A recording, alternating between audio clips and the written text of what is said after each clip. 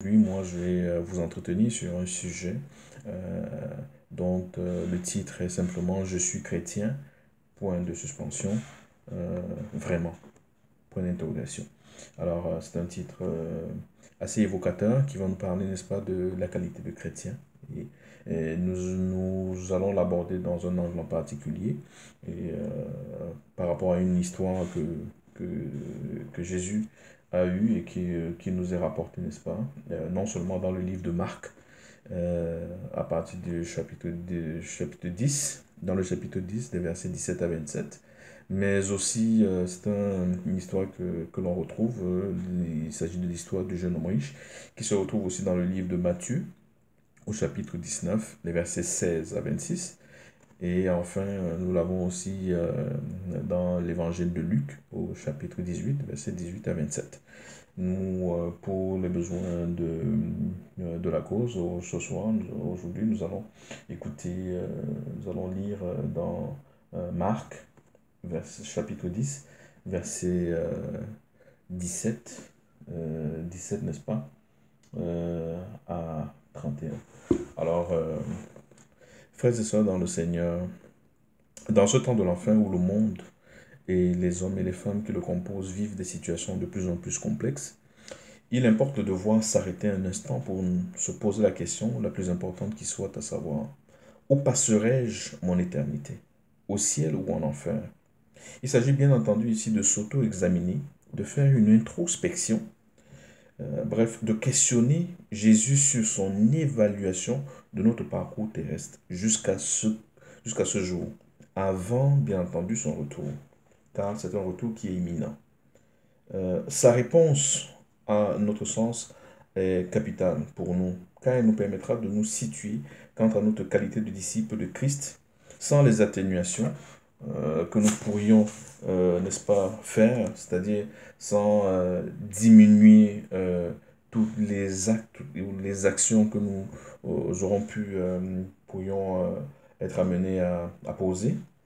Et ainsi, chers frères et sœurs, nous devrions donc nous lancer dans cette quête avec en toile de fond cette question. Euh, Suis-je vraiment un chrétien? C'est-à-dire, suis-je vraiment un disciple, un suiveur de Christ? Et pour nous aider dans cette quête, nous, nous avons plusieurs façons. Nous aurions pu aborder ça de plusieurs manières. Euh, c'est sûr que la manière la plus simple,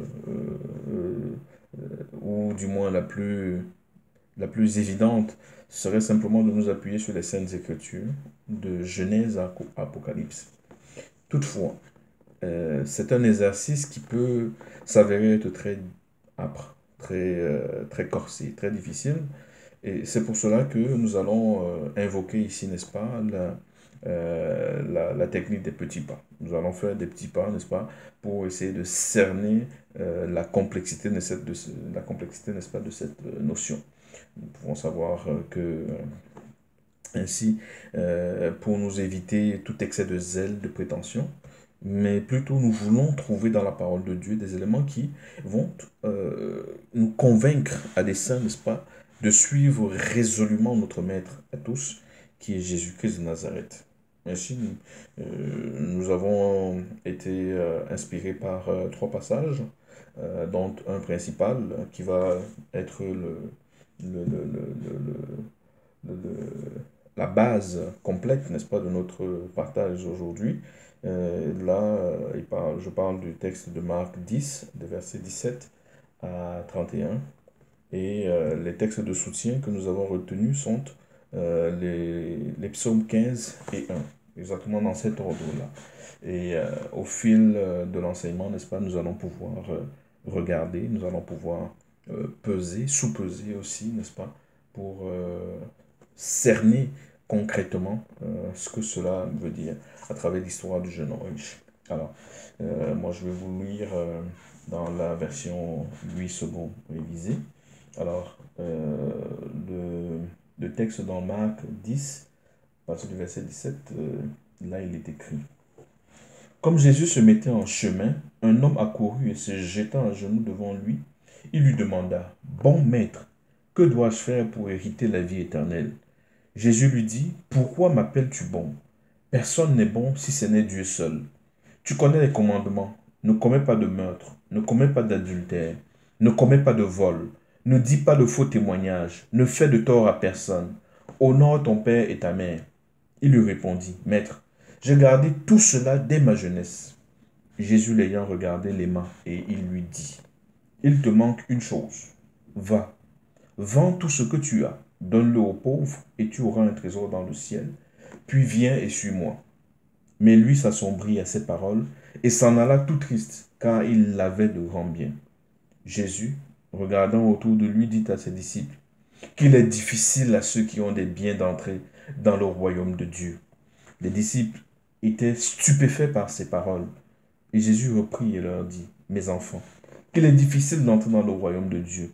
Il est plus facile à un chameau de passer par le trou de l'aiguille qu'à un riche d'entrer dans le royaume de Dieu. Les disciples s'étonnaient encore davantage et se disaient les uns aux autres, Alors, qui peut être sauvé? Jésus les regarda et dit, Cela était possible aux hommes, mais non à Dieu, car tout est possible à Dieu. Pierre se mit à lui dire, Voici que nous avons tout quitté et que nous t'avons suivi. Jésus répondit, En vérité, je vous le dis, il n'est personne qui ait quitté à cause de moi et de l'Évangile, maison, frères, sœurs, mères, pères, enfants ou terre, et qui ne reçoive au centuple présentement dans ce temps-ci des maisons, des frères, des sœurs, des mères, des enfants et des terres avec des persécutions, et dans le siècle à venir la vie éternelle. Plusieurs des premiers seront les derniers, et les derniers seront les premiers. Parole de l'Éternel. Comme je disais tantôt, chers frères et sœurs, nous allons tourner autour, n'est-ce pas, de la notion de, la, de la chrétienté. Qui est chrétien? Qui est suiveur de Christ? Qui est disciple de Christ? Le terme chrétien, n'est-ce pas, a été utilisé très peu de fois dans la Bible. J'en ai recensé trois fois, où on parle de terme de chrétien. On peut le trouver dans le livre des Actes, aussi, entre autres. Alors, le chrétien, c'est le suiveur de Christ, c'est un disciple de Christ, c'est celui qui fait ce que Christ lui demande de faire, c'est celui qui marche selon la vérité de Christ. Et l'histoire ici du jeune homme, on voit un jeune homme riche, l'histoire le dit, le titre le même. Et dans le livre de Luc, n'est-ce pas, au chapitre 18, le verset 18 nous dit que c'était un chef, on parlait d'un chef, c'est-à-dire quelqu'un de reconnu, quelqu'un qui avait un certain pouvoir, une certaine prestance. Donc, et tout cela, on voit bien que les signes ostentatoires, n'est-ce pas, de richesse étaient à vue. Alors, cet homme, il s'est rapproché, euh, il veut se rapprocher de Jésus, n'est-ce pas? On dit, il a couru, il se jeta à genoux devant lui, et il lui pose la question, Bon maître, que dois-je faire pour hériter la vie éternelle? Alors, ici, on voit quand même un homme riche qui vient se mettre au pied de Jésus. Mais lui, il pose une question, il dit, Seigneur, qu'est-ce que je peux faire pour hériter la vie éternelle? Jésus lui donne la réponse simplement. Il commence d'abord par lui dire, écoute, je ne suis pas... pourquoi m'appelles-tu bon? Personne n'est bon si ce n'est Dieu seul. Alors, et puis Jésus lui dit simplement, ben, tu n'as qu'à observer les commandements, ne commets pas de meurtre, ne commets pas d'adultère, ne commets pas de vol, ne dis pas de faux témoignages, ne fais de tort à personne, honore ton père et ta mère. Et là, lui répond, mais tout ce que tu me le dis, je l'ai observé depuis ma tendre jeunesse, depuis ma jeunesse, je l'ai toujours observé. Alors là, ici, faisons un petit arrêt pour nous dire, voici quelqu'un qui vient à Christ, n'est-ce pas, pour lui poser une question, pour lui dire, qu'est-ce que je peux faire de plus pour la vie éternelle? Jésus lui répond, lui donne la réponse, mais lui, on voit bien qu'il y a une certaine prétention, une certaine vanité. Il vient juste en Christ, n'est-ce pas, pour valider en fait ce qu'il a déjà fait. Il veut juste un sceau, en fait, que Jésus vienne mettre son étampe sur son document et dire, ok, bon, toi tu es sauvé, ok, ton nom est dans le livre de vie, ben, tu attendras simplement que mon retour et puis tu iras, mais tout est déjà fait, tout est beau. Frères et sœurs, dans le Seigneur Jésus-Christ de Nazareth, sachons-le, tant que Jésus n'est pas revenu, la vie n'est pas achevée. nous devons chaque jour faire des efforts. Jésus nous dit, celui qui m'aime, que celui qui m'aime, porte sa croix et me suive chaque jour. Donc, c'est un exercice quotidien. C'est un exercice que nous devons faire tous les jours. Il n'y a pas de répit. Vous ne pouvez pas, vous n'allez pas vous arrêter. Il n'y a que avec Jésus. Il n'y a que Jésus que vous devez suivre. Et vous devez le suivre tous les jours. Parce que tous les jours, vous vous levez, tous les jours, vous vous couchez, tous les jours, vous avez des obstacles, tous les jours, vous avez des choses à faire, vous avez des marches à faire. Vous devez aller dans tous les sens. Pour simplement, prenons le cas des parents. Les parents ont des choses à faire. S'occuper des enfants, aller au travail, faire la popote. Il y a plein de choses que l'on fait. On les fait tous les jours. Vous ne pouvez pas vous lever du jour au lendemain et dire, bon, ok, toute cette semaine, je ne fais pas de nourriture à la maison, les enfants, bon, moi, je ne fais pas de nourriture. Non, vous ne pouvez pas. Alors, c'est la même chose avec Christ. Tous les jours, vous devez lire votre Bible. Tous les jours, vous devez écouter la parole de Dieu. Tous les jours, vous devez parler à Dieu. On a besoin, on en a besoin. C'est le carburant dont on a besoin pour pouvoir se mouvoir. Alors, lui, il vient, il pose la question. En fait, il n'a pas vraiment d'attente. Pour lui, il s'attend à ce que Jésus valide tout ce qu'il a déjà fait. Alors, mais Jésus, lui, au verset 21, on nous dit, mais Jésus l'a regardé. Et Jésus est amour. Dieu est amour. Alors Dieu lui a témoigné, a eu compassion de lui. Il l'a aimé. Et là, il lui dit, clairement, voici ce qui te manque pour accéder à la... Donc, il l'a maintenant, dans un deuxième temps, vraiment, il lui donne vraiment la réponse. Donne la réponse définitive, n'est-ce pas, ce qui va l'aider. Ça va l'aider dans quel sens? Bon, disons déjà ce qu'il dit. Il dit, va vendre tout ce que tu as, donne-le aux pauvres et tu auras un trésor dans le ciel, puis viens sur moi.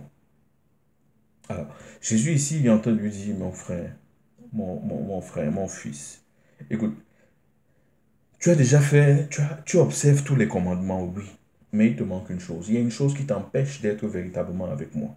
Parce que je veux que tu sois avec moi. Et là, on voit Jésus, un Jésus qui lui propose de venir marcher à sa suite. Alors, mais lui, ce qu'il lui dit simplement, c'est, il faut que tu te détaches de tes richesses. Tout ce qui te retient encore, tout ce qui t'empêche d'accéder à la vie éternelle, ce sont tes possessions, tes richesses, tes biens. C'est ça l'obstacle. Jésus nous a dit, si ton œil te fait mal, enlève-le. Parce que il est préférable pour toi d'entrer au ciel borne que plutôt d'aller en enfer avec tout ton corps bien en état. Alors, frères et sœurs dans le Seigneur, Jésus ici est en train de lui parler. Mais regardons comment il reçoit la réponse.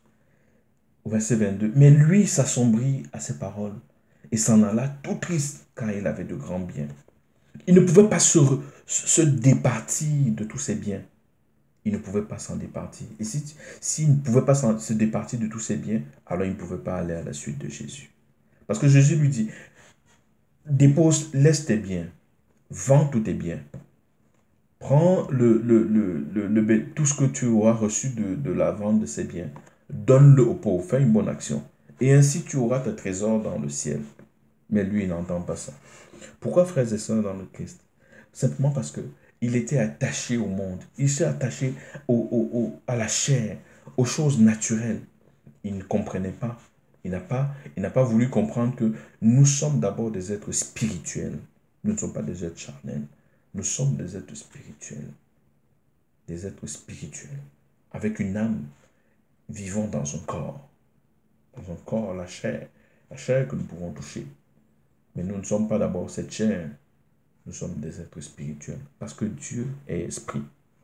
Alors, si nous sommes à la suite de Dieu, nous sommes d'abord esprit. Alors, ici, frères et sœurs dans le Seigneur, on voit quelqu'un qui a vraiment la difficulté à se départir de tout ce qui l'embarrasse. Mais il n'avait même pas conscience que tout cela l'embarrassait parce qu'il s'était engoncé, n'est-ce pas, dans toute toutes ces richesses-là, toutes ces choses luxueuses.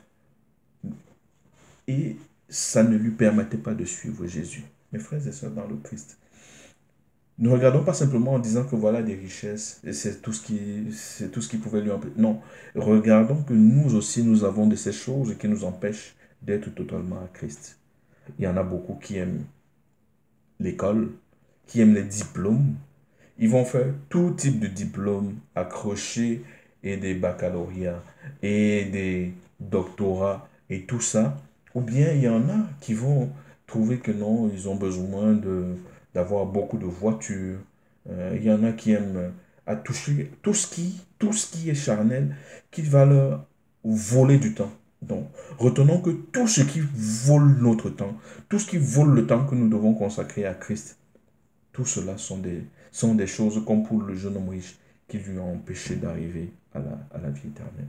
Il y en a qui aiment la télévision, il y en a qui aiment le travail, qui aiment juste travailler, les workaholics comme on les appelle, le terme anglais. Ben, ça, c'est pas normal, frères et sœurs dans le Christ.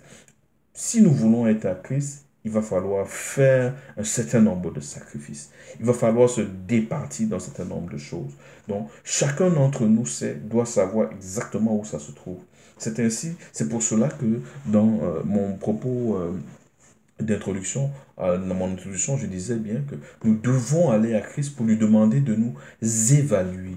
De nous évaluer, de nous dire exactement où se trouve le problème. Qu'est-ce qui nous empêche d'être avec lui? Il n'y a que lui qui peut nous aider. Les hommes peuvent nous dire des choses et d'autres, mais celui qui peut nous aider véritablement, c'est Christ lui-même. Alors, allons-nous refuser l'évaluation comme le jeune homme riche? Frères et sœurs, pour la plupart d'entre nous, nous avons travaillé, ou nous travaillons encore, ou nous travaillerons. Mais lorsque nous sommes au travail, chaque année, nous avons droit à des évaluations. Nos supérieurs doivent nous évaluer. Nos chefs d'équipe doivent participer à cette évaluation pour dire quel est le rendement de cette personne. Est-ce que cette personne est-ce qu'on peut la considérer comme fiable? Est-ce qu'on peut, qu'est-ce qu'il y a, qu'est-ce qui lui empêche d'être plus performant, d'avoir un meilleur rendement? Nous acceptons bien entendu ces évaluations de nos supérieurs au travail. Pourquoi n'accepterions-nous pas ces évaluations aussi? Parce que nous devons savoir que même ces évaluations, même si elles sont faites par nos supérieurs, même si nous avons un droit de regard, nous avons un droit quand même de bémol par rapport à un certain nombre de commentaires qui peuvent, des points d'évaluation qui peuvent être faits par nos supérieurs. Il n'en demeure pas moins que nous avons la responsabilité et nous avons quand même la conscience que ce qui est dit ne tombe pas du ciel.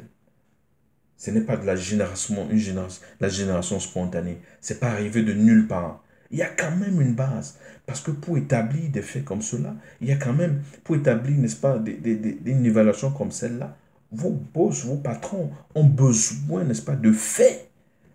Au cours de l'année, ils accumulent.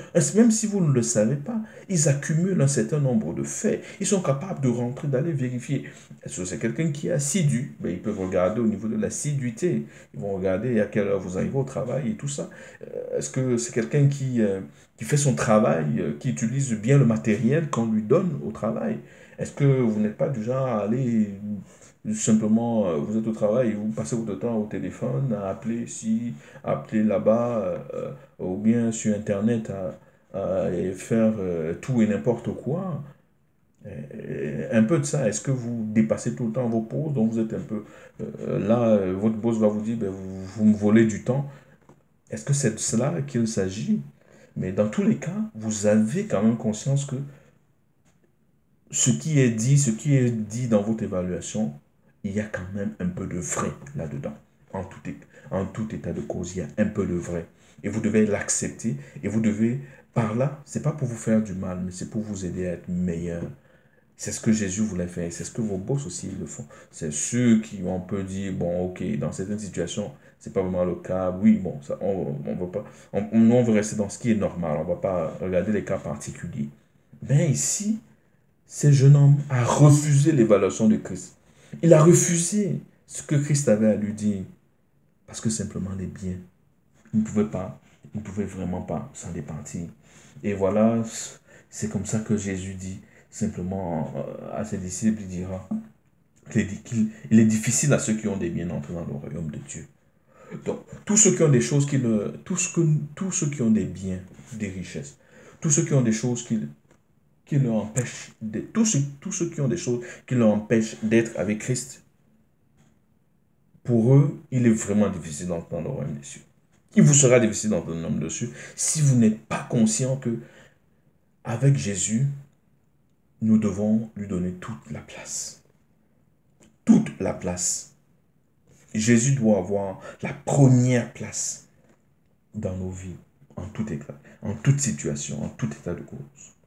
Alors, lorsque Jésus le dit, il utilise une image assez rigolote. Il dit, il est plus facile à un chameau de passer par le trou de l'aiguille qu'à un riche d'entrer dans le royaume de Dieu. Imaginez-vous, un chameau.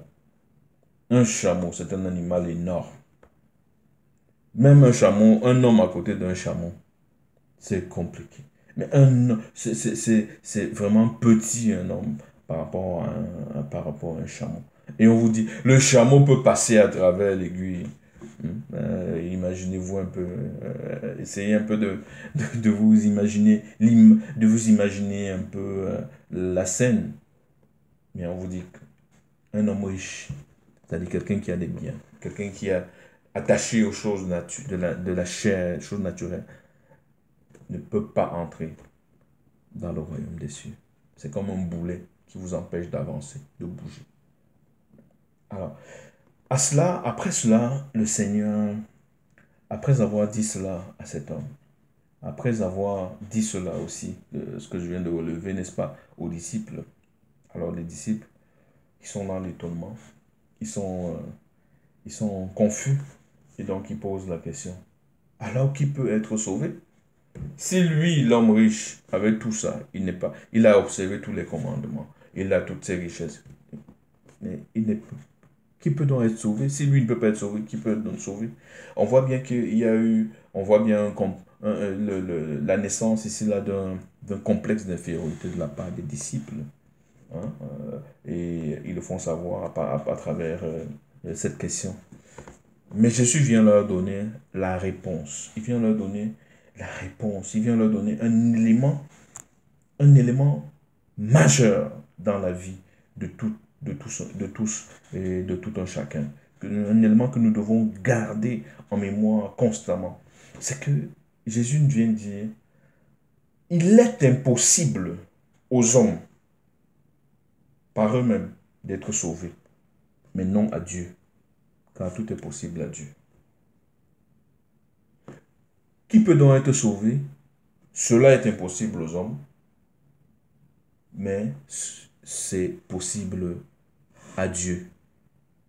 Dieu peut faire toutes choses. Il n'y a aucune impossibilité. Aucune. Frères et sœurs, plusieurs d'entre nous avons déjà été malades ou avons déjà accompagné des gens malades. Avons vu des gens malades. Nous avons été à l'hôpital. Si je fais cet arrêt pour un instant, c'est pour dire, lorsque vous allez à l'hôpital parce que vous êtes malade, vous devez savoir une chose, c'est que vous vous laissez aller dans les bras d'un médecin. Le médecin envers vous n'a qu'un contrat de soins. C'est-à-dire, il doit vous donner tous les soins possibles qui peuvent venir aider à ce que vous recouvrez la santé. Mais aucunement, en aucun cas, il n'a un devoir de guérison.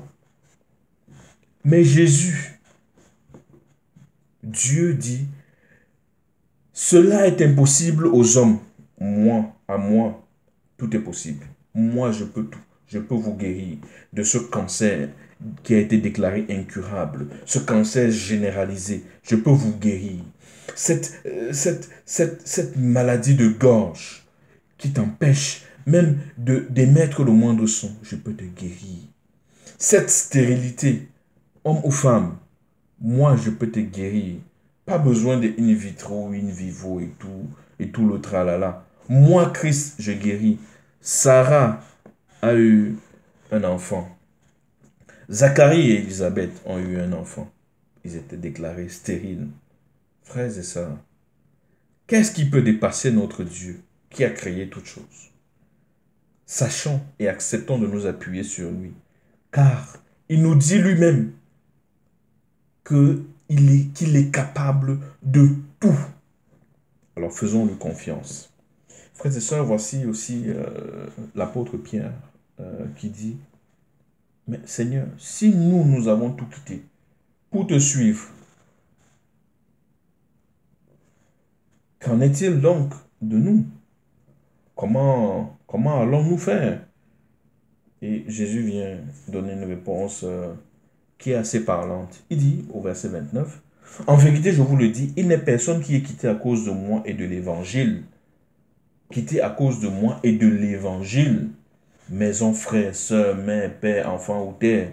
Et qui ne reçoivent au centuple, présentement dans ce temps-ci, des maisons, des frères, des sœurs, des mères, des enfants et des terres, avec des persécutions, et dans le siècle à venir, la vie éternelle. » Donc, ici Jésus vient nous dire, si toi, mon frère, ma soeur, tu as quitté tout ce que tu considérais comme possession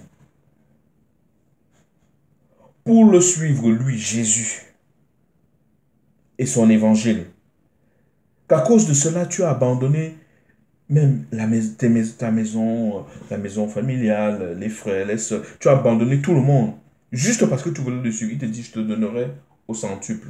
Donc, tout ce que tu considères avoir perdu là, je te le redonnerai au centuple. Même si cela viendra avec des persécutions dans le siècle présent. Dans le siècle présent. Et dans le siècle à venir, donc dans le temps présent, tu auras toutes ces choses qui te donneront au centuple avec des persécutions. Mais dans le siècle à venir, tu auras la vie éternelle. Alors, notre jeune homme riche n'est même pas arrivé à écouter tout ce que Jésus a partagé ici aux disciples. Il aurait pu rester, parce que Jésus l'a invité à être disciple. Jésus l'a invité à le suivre, à faire partie de tous ceux qui suivaient Jésus. Il n'a pas accepté. Il n'est même pas arrivé là, à cette vérité-là. À cette vérité, même simplement de savoir que Dieu était capable de tout. Que Dieu allait lui rendre, même tout ce qu'il aurait laissé, Dieu lui aurait rendu ça même au centuple. Dieu lui aurait tout remis. Dieu lui aurait tout redonné. Il aurait eu cette joie. C'est une joie ineffable, une joie inaltérable. Mes frères et sœurs dans le Christ Jésus. Jésus termine en disant, plusieurs des premiers seront les derniers et les derniers seront les premiers. Voici le jeune homme riche qui était considéré comme un premier, mais qui est devenu un dernier parce qu'il a refusé la marche avec Christ. Et ceux qui se considéraient comme des derniers, ici, on voit bien les disciples qui se considéraient comme les derniers, qui sont devenus des premiers parce qu'ils ont reçu le baume du Seigneur. Le Seigneur les a accompagnés. Le Seigneur leur a montré combien ils auraient à gagner parce qu'ils ont tout quitté. Frères et sœurs, ne tournons pas le dos au Christ Jésus. Ne tournons pas le dos à Christ. Revenons à lui. Cette histoire du jeune homme riche, il vient vraiment nous poser la question. Elle est vraiment au centre du sujet que nous avons établi, à savoir, suis-je vraiment un chrétien? La question dont j'ai parlé, qu'il fallait mettre en toile de fond. Suis-je vraiment un chrétien? Suis-je vraiment un suiveur, un disciple de Christ? On pourrait ajouter, serais-je capable, moi, de laisser tout tomber, laisser toutes ces choses qui m'empêchent, Internet, la télévision, le téléphone, frères et sœurs, toutes ces choses-là, nous bataillons contre toutes ces choses-là. Moi-même, je bataille. Chaque jour, je me lève, je demande l'aide du Seigneur. Je demande l'aide du Seigneur. Dites-vous aussi que méditer sa parole, partager sa parole comme je le fais, ça aussi, ça peut avoir un effet bénéfique pour chacun d'entre nous. De pouvoir nous exhorter les uns les autres, de manière à ne pas rater le retour de Christ. Parce que Christ est à la porte. Christ revient bientôt pour chercher son Église, pour chercher ceux qui auront obéi à ses commandements, ceux qui l'auront suivi, ceux qui se seront dépouillés de toutes les choses inutiles. Oui, il y a des choses inutiles qui nous accaparent. Frère, dans le nom de Christ Jésus, je voudrais continuer. Comme je l'ai dit tantôt, nous avons deux autres textes que je voudrais partager avec vous. Il s'agit simplement dans le livre des psaumes. Nous allons commencer, nous allons lire le psaume 1. Et vous allez voir, dans le psaume 1, ici, on voit un David qui pose des questions à Yahvé. Et voici ce qu'il est dit. Je vais vous lire dans la version, la Bible de la BJC, la Bible de Jésus-Christ. Alors, il est écrit, Psaume de David, ô Yahvé, qui séjournera dans ta tente, qui habitera sur la montagne de ta sainteté. C'est celui qui marche dans l'intégrité, qui fait ce qui est juste et qui profère la vérité telle qu'elle est dans son cœur, qui ne calomnie point avec sa langue, qui ne fait point de mal à son ami et qui ne diffame point son prochain, qui regarde avec dédain celui qui est méprisable, mais qui honore ceux qui craignent Yahvé, qui ne se rétracte pas s'il fait un serment à son préjudice, qui ne prête pas son argent à intérêt et qui n'accepte point de présent contre l'innocent. Celui qui fait ces choses ne sera jamais ébranlé. Oui, Seigneur, nous venons devant le Seigneur pour lui demander son aide. Et il a les réponses, parce que nous avons des questions. Et lui, il a les réponses. Acceptons les réponses. Et le psaume 15, comme je viens de vous le lire, nous donne des pistes, des éléments que nous pouvons continuer de regarder pour mieux comprendre encore l'évaluation que Jésus serait amené à faire, parce que les paramètres sont connus. Jésus va nous poser un certain nombre de questions. Est-ce que nous avons été fidèles à la parole? Est-ce que nous avons connu la parole? Est-ce que nous l'avons écoutée? Est-ce que nous l'avons lue? Est-ce que nous l'avons médité? Est-ce que nous avons pratiqué le bien? Est-ce que nous avons pratiqué l'amour envers tous? Voilà autant de questions que Jésus nous aura à nous poser, pour lesquelles il aura besoin de réponses. Ne vous y trompez pas. Jésus nous connaît mieux que nous-mêmes. Et à ces questions, il les connaît. Parce que s'il nous évalue, ça veut dire qu'il nous voit tous les jours. Il est capable de nous montrer toutes nos images, tout ce que nous avons fait, toutes les actes que nous avons posées. Jésus a tout. Tout a été enregistré. Tout ce que nous faisons chaque jour est enregistré. N'oubliez pas que si vous êtes à Christ, son esprit, il nous l'a dit, je m'en vais au Père, mais je ne vous abandonne pas. Je prierai le Père qui vous envoie le Saint-Esprit qui sera avec vous, comme j'ai été avec vous. Nous avons le Saint-Esprit qui enregistre tout. Le Saint-Esprit, l'Esprit de Dieu.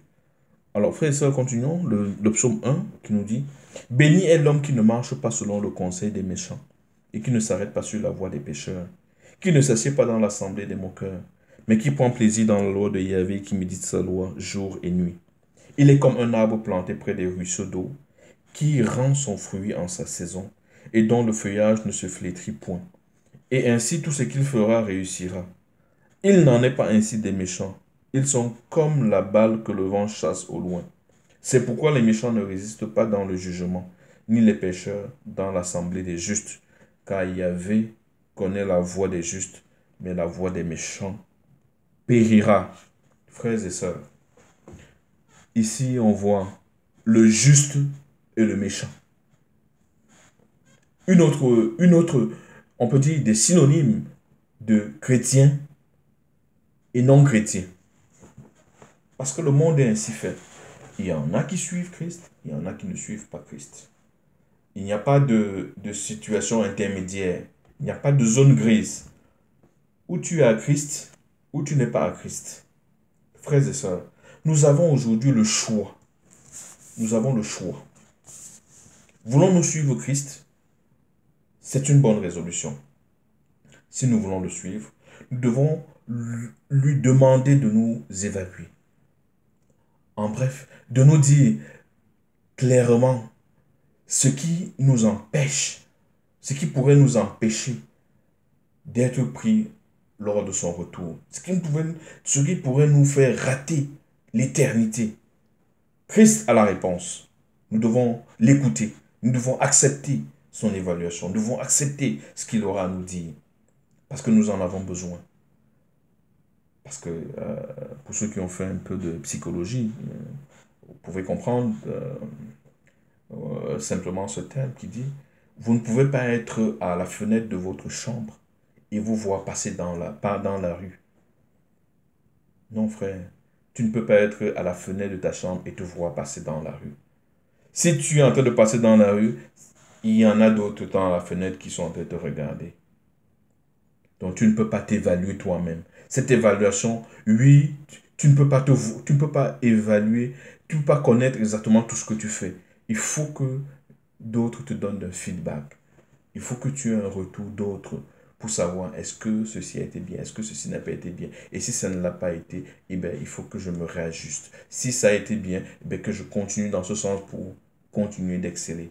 Frères et sœurs dans le Seigneur Jésus-Christ de Nazareth, je nous invite encore vraiment à revenir à la parole de Dieu, à revenir à ce livre saint, ce merveilleux livre. Parcourons-le jour après jour.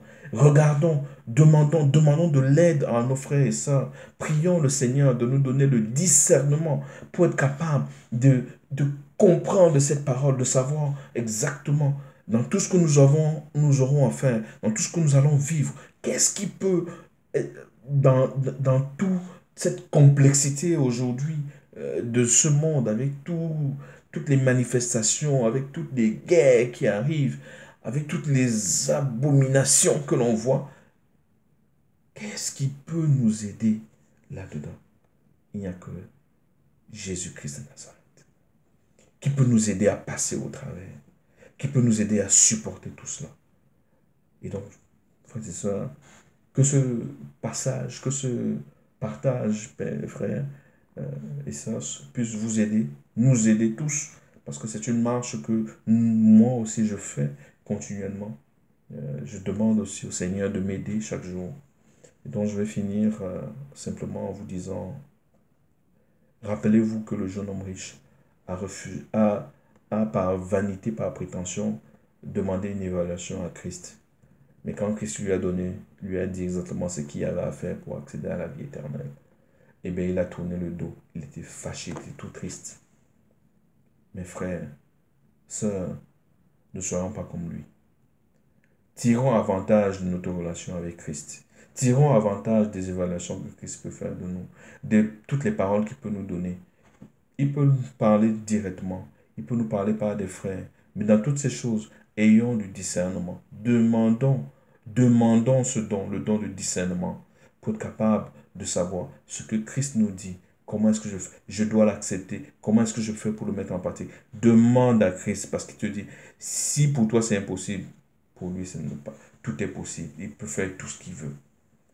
Frères et sœurs, nous voici rendus à la fin. Je vous remercie vraiment d'avoir écouté ce partage. Et je voudrais faire un appel vraiment à tous les frères et sœurs qui ne connaissent pas encore Jésus-Christ et qui ont écouté cette parole. Si vous ne connaissez pas encore Christ, je vous invite vraiment à donner votre vie. Trouvez une église quelque part. Trouvez des frères qui partagent, qui vivent la parole de Dieu quelque part. Partagez avec eux et dites-leur que vous avez besoin de connaître Jésus-Christ de Nazareth. Vous avez besoin de son Esprit Saint. Ils vont prier pour vous. Vous avez besoin d'être baptisé. Ils vont vous baptiser immédiatement. Il n'y a pas à attendre dans un bain. Ils vont vous baptiser rapidement. Demandez cela. Vous y avez accès. Jésus Jésus lui-même s'est fait baptiser par Jean-Baptiste. Alors, vous aussi, vous pouvez réclamer cela. Venez à Christ. Ne résistez pas. Venez à Christ. Et pour ceux qui sont déjà chrétiens, ben, je vous encourage à continuer à scruter la parole de Dieu, à continuer à la méditer au quotidien, chaque jour, sans relâche. Il y aura des persécutions, oui. La vie n'est pas toujours rose. Mais faisons confiance à Christ, car il nous le rendra au centuple. Il récompensera nos efforts. Parce que n'oublions pas que nous n'avons pas à lutter contre la chair et le sang, mais contre les principautés, contre les esprits malveillants qui tournent autour. Frères et sœurs dans le Seigneur, je voulais juste terminer avec cette prière. Éternel Dieu Tout-Puissant, nous te remercions d'avoir permis que nous puissions partager ce soir, aujourd'hui, Père éternel, ce message, peu importe le moment où les frères et les sœurs vont le suivre, vont l'écouter. Nous prions, Seigneur, que cela puisse les conduire, les soutenir à comprendre que le jeune homme riche n'est pas l'exemple à suivre, c'est vraiment l'anti-exemple. Et que dans cette parole, nous devons continuer de nous appuyer sur Christ Jésus, parce que c'est lui que tu as envoyé pour nous réconcilier avec toi. Acceptons-le, acceptons tout ce qu'il aura à nous dire, parce qu'il est bienveillant. Tout ce qu'il fait, c'est pour notre bien. Il n'y a rien qu'il fasse qui serait là pour nous faire du mal. Faisons confiance à Christ Jésus, car il connaît. Lui, il est le chemin. Il connaît le chemin. Et donc, s'il nous montre le chemin, nous devons le suivre. Christ est la vérité. Christ est la vie. Faisons confiance à Christ et acceptons de le suivre, afin que tous reconnaissent que nous avons et nous sommes de véritables chrétiens. Soyons de vrais chrétiens. Merci et à la prochaine.